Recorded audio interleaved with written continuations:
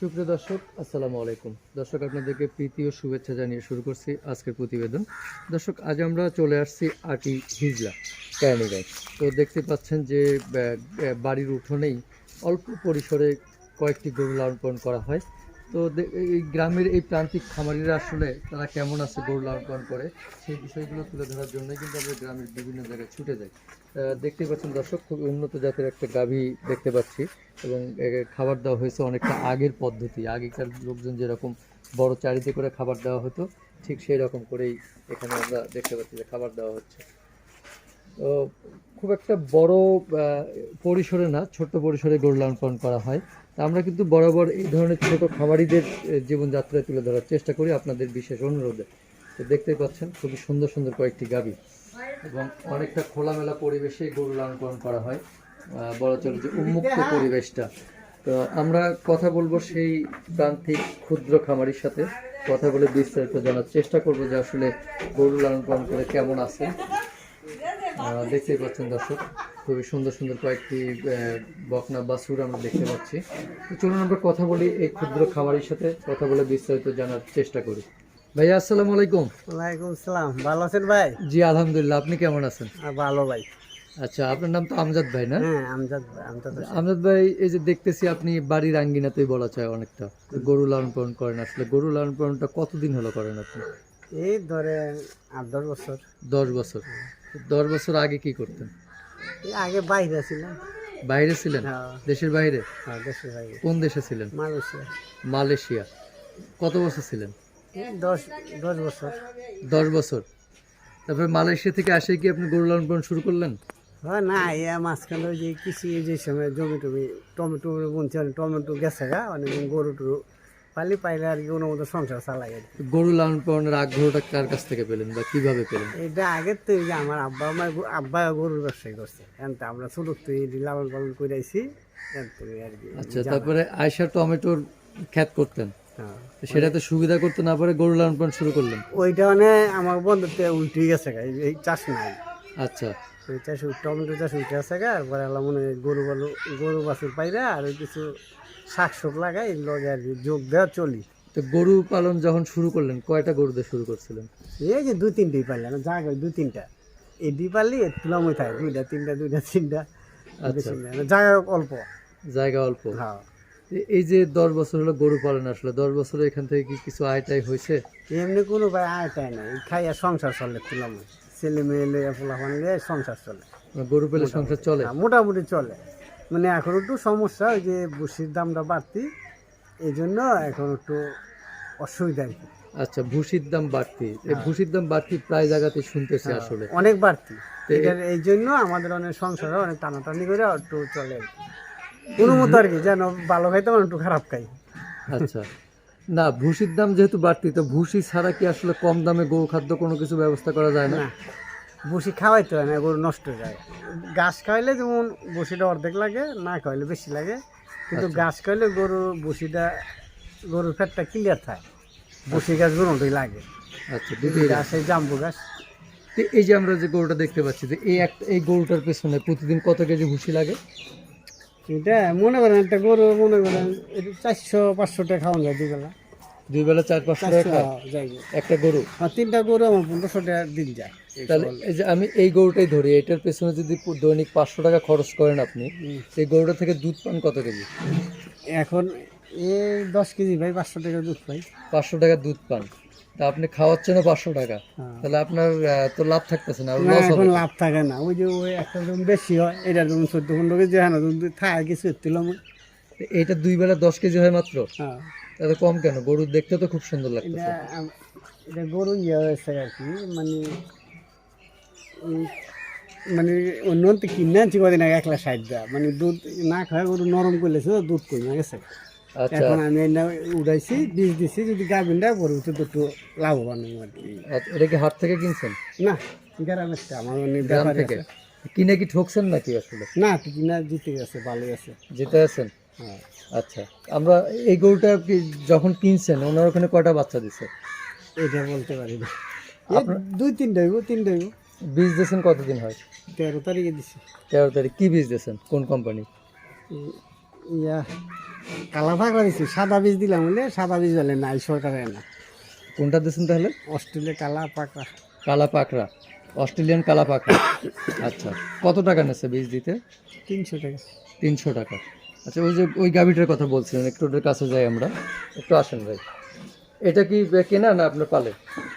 পালে রে, পালি হ্যাঁ, পালি মানে কিনে আনছেন না এটা বাছুর কিনে আগে না, বাছুর না, গরুই কিনে আনি সব। গরু কিনে আনছেন? বদলাইলে অনেক সময় যে দুধ না হইলে নষ্ট হয়ে গরু বদলাইলে। আচ্ছা, এইটা কত ফুট দুধ দেয়? এটা এখন হ্যাঁ, এখন আজকে হচ্ছে 5 কেজি। খালি হ্যাঁ, একবার দোয়াইছেন নাকি? আর বিকালে তো আমার এই 5-6 কেজি হয় আর কি। 5-6 কেজি হয়, মানে 2 বেলায় কতটুক হয়? এই 8 কেজি 9 কেজি এরকম। 8 কেজি 9 কেজি। কিন্তু ভাই দুধ আসলে কম দেয় তো আপনার। হ্যাঁ, এটা গাভিন হয়েছে। ও আচ্ছা, গাভিন হয়েছে। কয় মাসের গাভিন? 3 মাস হয়েছে। 3 মাস হয়েছে। এটা কি বীজ দেওয়া আছে? এটা ওই বেশি ওই অস্ট্রেলিয়া। হ্যাঁ, আপনি তো বললেন যে এটা অস্ট্রেলিয়ান বীজ দেওয়া। কি বীজটার নাম কি যেন বললেন? কালো অস্ট্রেলিয়ান বেশি, এটা অস্ট্রেলিয়ান বেশি। অস্ট্রেলিয়ান বীজ, কালো পাকড়া। আচ্ছা, কালো পাকড়া কিন্তু নাম শুনি নাই কখনো। না, কালো পাকড়া অস্ট্রেলিয়ান কালো পাকড়া হয়। আচ্ছা, তাহলে কয় মাসে গাভিন বললেন এটা? এটা এটা 3 মাস হয় না, কিছুদিন পাই আছে। এটা 13 তারিখ উঠাইছি, 13 তারিখ এলে 3 মাস হবে। আচ্ছা, তারপরে আমরা এই যে এটা দেখতেছি, এটাও খুবই ভালো জাত। এটাও অস্ট্রেলিয়ান জাতের নাকি? একটু এদিকটা আসুন। এটা আবার নতুন জাত বাড়িছে, নতুন জাত। এটা এখন টানে বেশি। এটা কি জাত এটা? এটা জাত ভাই জানি না, এটা সাদা। এটা তো রানী গরুর মতো দেখা যায় অনেকটা। রানী বিটের মতো লাগতেছে। এটা রানী বিট, রানী বিট ওই যে সুইট নাকি জানি জাত কয়। আচ্ছা, রানী বিট। এটা কি আপনার কেনা ছিল গরুটা? এটাও ছিল।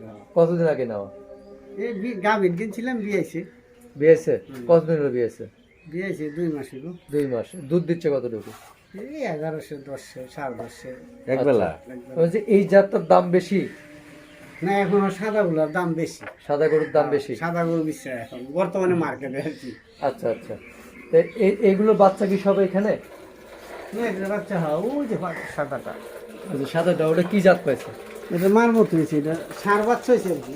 ষাঁড় বাচ্চা দামের বাচ্চা মানে কি জাত দেওয়া পাইছে সেটা জানেন না? না, বীজ দিয়ে দিয়েছে অন্য জন, আমি গাভিন কিনে আনছি। ও আচ্ছা, আপনি গাভিন কিনে নিয়ে আসছিলেন? আমি 6 মাসের গাভিন আনছিলাম, 5-6 মাসের। 6 মাসের গাভিন নিয়ে আসছিলাম। আচ্ছা, একটা জিনিস দেখলাম যে আপনার জায়গা ছোট হলেও বা গরু কম হলেও কিন্তু অনেকটা যত্ন করেন মনে হচ্ছে, পরিষ্কার পরিচ্ছন্নতা। পরিষ্কার করি ভাই, এখান থেকে খাওয়ানো খাই যেটা কইরা, এটা যত্ন না করলে কিভাবে চলবে? তার মানে একটা জিনিস আছে যে ওদের কাছ থেকে নিতে গেলে ওদেরকে অধিক যত্ন করতে হবে। যে গরু মানে এটা কইরা আমি খাই, এটা খাই, এটা কইরা দুধ ডাল ভাত খাই 4টা, তারপরে মনে করেন যত্ন না করলে এটা একটা খারাপ দেখা যায়। আচ্ছা, আর যত্ন করলে এটাতে আয় একটু বেশি হয়। আয় বেশি হয়। হ্যাঁ, এটা পরিষ্কার রাখলে আয় এই বেশি যে হয়। এত টাকা, অসুখ কম হয়, রোগ কম হয় পরিষ্কার রাখলে। আচ্ছা, এই যে অসুখ বেসুখ যাতে না হয় সেক্ষেত্রে আসলে কি কি চিকিৎসা দেন আগে থেকে? চিকিৎসায় যে অসুখ হয় আমরা নিজের ওই মনে করেন ডাক্তারের কাছে যাই, আনি না, এটা আমরা নিজেরাই দিই, যেগুলো আমরা পারি নিজেরাই দিই, যেটা না পারি ওইটা আল্লাহ ডাক্তার আনি।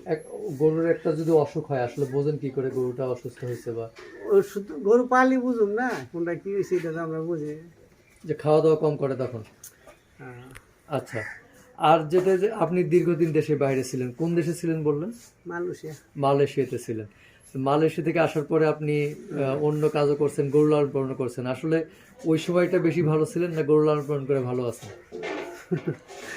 ওই সময় ভালো ছিল, অনেক খাটনির কামও করছি। এই গরু পাললে তো জানেন কোনো দিক যাওয়া যায় না। ওই সময় ভালো ছিলেন? হ্যাঁ, ওই সময় তো যে দিক ওদিকে গেছিল। কিন্তু এখন তো গরু লালন পালন করে দেশে আছেন, বউ বাচ্চা নিয়ে একসাথে আছেন, তার থেকে কি ভালো আছেন না এখন? মানে মোটামুটি সংসার চলে, এই তো ভালো সংসার চলে, এই চলে, এই কইরা লাড়াছাড়া কইরা টুকটাক চলে। এই যে খাবারের দাম যে বৃদ্ধি, আসলে এটা নিয়ে আপনাদের কোনো অ্যাসোসিয়েশন নাই খামারিদের? আমরা কই অ্যাসেশন করুম, আমরা কিছু করা নাই, দোকানে যাই, সস্তা হলে সস্তা কিনি, দাম হলে দাম, এর তুলামই শিখলি করে দোকানে লাগে, এত দাম গে কয় নিস না, গরু পালিস না, ছাইরা দে। দোকানদার এই কথা, দোকানদাররা এই কথা বলে, হ্যাঁ দামটা কিনে হ্যাঁ সস্তা কিভাবে? গরু পালা ছেড়ে দেয় কি তখন কি আসলে সময় কাটানো যাবে? বা অন্য ব্যবসা তো করতে পারেন, এটাতেই করে রয়েছেন কেন? অন্য ব্যবসা তো লাইন পাইতেছে, লাইন পাচ্ছেন না। আচ্ছা, এই যে খালি বলি আমরা লসই হয় আসলে, তারপরেও খামারিরা গরু লালন পালন ধরে রাখে, বছর শেষে কি বাছুরটা কি লাভ থাকে না? আর থাকে বিকলে মনে করেন যদি কষ্ট করে রাখে তো থাকে বাছুর করা। বাছুরটা লাভ থাকে। হ্যাঁ। আর কেউ যদি আমাদের কাছে অনেক প্রবাসী, আপনি একজন প্রবাসী ছিলেন, আপনার প্রবাসের অভিজ্ঞতাও আছে, তো অনেক প্রবাসী ভাইয়েরা আমাদের কাছে জানতে চায় আসলে তারা দেশে এসে এবং গরু লালন পালন করতে চায়, তাদের উদ্দেশ্যে কি বলবেন? এখন গরু লালন পালন করে লাভ নাই, কিনলে জানেনি নতুন অবস্থায় যে বুসি গুঁড়া দাম এটার দাম, আবার নতুন অবস্থায় কিছু বুঝতো না, মানে আমরা গরুর ট্রিটমেন্ট আমরা নিজেরা করতারি একটা কথা আর কি, এন গরু এন একটা লাভ আছে। আর নতুন অবস্থায় হ্যাঁ নিজে ট্রিটমেন্ট করা যেত না, ডাক্তাররা ট্রিটমেন্ট করাইলে গরু পালাতে না পালার সমান। একটা ডাক্তার আসলে গরু 2000 টাকা ভিজিট, 1500 টাকা ভিজিট আইলেই। এত টাকা ভিজিট কেন আসলে? নিবই 1500 2000 নিব, আবার ওষুধ লিখে দিব 2000 5000 টাকা দেবে, ওর তো কয়টা কামাই খাইব, কয়টা লাভ হবে গরু। কিন্তু আমরা ওই যে নিজেরা চিকিৎসা নিজেরা করি, এই শরীরে খাই আমরা ট্রিটমেন্ট মোটামুটি অনেক বুঝি আর কি। তখন নিজেরা করতে পারলে তাহলে মোটামুটি হ্যাঁ। একটু পর্দা থাকে। মনে করেন 2000 টা 4000 টাকা ডাক্তার নিল গা, এই 4000 টাকা খাওয়ানোর টাকা বার হয়, ডাক্তার আমরা নিজেরা করলে 4000 থাকে। নতুন অবস্থায় যদি ডাক্তারটা করে হ্যাঁ এটারও তো লস। আচ্ছা, তারপরেও নতুন যারা গরুর তো সীমিত টাকা, এই দেখ বললাম আমরা দুধ ধরেন 10 কেজি দুধ 500 টাকা, খাওয়াইলে 400 টাকা 100 টাকা থাকে, এর মধ্যে যদি ডাক্তারের টেয়া জায়গা তুই আর টেহাই থাকতো না। আবার এলো মনে করেন ডাক্তারটা ও সুস্থ হবে, গরু দুধ করবে যাবো। আচ্ছা, এখন নতুন একজন শুরু করতে চাইলে আসলে কিভাবে শুরু করতে পারবে বলে মনে করেন? এটা ওর ব্যাপার, এটা আমরা কি বলবো যাই যাই। এটা গরুর নির্ধারণটা কিভাবে করবে যে বকনা বাছুর না গাভী গরু দিয়ে শুরু করলে ভালো হবে? যারা গরু করে কাশি গরু তা শুরু করে। আচ্ছা, যে খাবারের দাম বৃদ্ধির কারণে আসলে সরকারের উদ্দেশ্যে কি কিছু বলতে চান, যে কোনো মেসেজ আছে সরকার? মানে সরকার যদি খাবারের দেশে ভর্তুকি দেওয়া কমায় দেয় তো যেমন আমাকে একটু সমস্যার সমাধান হয়। মানে সরকার তো এইগুলো খেয়াল রাখে না, খেয়াল রাখে না। খেয়াল রাখলে তো দাম একটু কম থাকলে হইলে। এই গরুর খাওয়ান যে খিলায় এটি তো সব বাজে জিনিস, চাউলের কুড়া গমের ভুসি ছাড়ি তবু এডিও এই গমের ভুসিতে এই আটাতে গমের ভুসি দাম, মানে উল্টা আমাদের দেশে আটার দাম থাকবে বেশি, গমের ভুসির দাম থাকবে কম, কিন্তু আমরা ভুসির দাম বেশি দেখি নি এখন। আচ্ছা, মানে খাদ্যর থেকে গরুর খাদ্যের দাম বেশি। এটা কি বলতে পারেন কোনো সিন্ডিকেট কাজ করে কিনা এখানে? অবশ্যই করে, অবশ্যই করে। অবশ্যই এরা বড় বড় সিন্ডিকেট করে। এই যে করোনাকালীন সময়ে ক্ষতিগ্রস্ত খামারিদের কিছু অনুদান দিয়েছে সরকার থেকে, প্রণোদনা দিয়েছে, সেটা কি পেয়েছেন? হ্যাঁ পেয়েছি, পাইছেন? হ্যাঁ 10,000 টাকা পেয়েছি। 10,000 টাকা পাইছেন, মাশাআল্লাহ। তো এই যে 10,000 টাকা যে সরকার যে দিছে, এটা কি আসলে যথেষ্ট মনে করেন কিনা? যথেষ্ট না, সরকার দিচ্ছে তুলন করছি, এই 10,000 টাকা কিছু না। আমরা এই যে এই গরুটি খাওয়াই মনে করেন 10 দিনে 15,000 টাকা যায়, তো আঙ্গ তো মনে করেন যার টাকা কামাই সব পুরো দোকানে দিয়ে আসি। এটা আর কি সান্ত্বনা আর কি। সান্ত্বনা পালি একটু আমি কাজ করে খাইতেছি। আচ্ছা, আল্লাহ যা আল্লাহ দেয় বরকত এই আর কি। তো মোটামুটি ভালো আছেন তো নাকি? হ্যাঁ ভালোই আল্লাহ রহমতে। আচ্ছা ভাই, ঠিক আছে, কাজ করি। হ্যাঁ ভাই, আচ্ছা ভাই, ধন্যবাদ আপনাকে। আসসালামু আলাইকুম। জি, আসসালামু আলাইকুম। সুপ্রিয় দর্শক, দোয়া করেন আর কি ভাই। জি ইনশাআল্লাহ। প্রিয় দর্শক, আমরা জানানোর চেষ্টা করলাম যে আসলে গ্রামের যে প্রান্তিক খামারিরা, ছোট ছোট ক্ষুদ্র খামারিরা কেমন আছে গরু লালন পালন করে, সেই বিষয়গুলো তুলে ধরার চেষ্টা করলাম।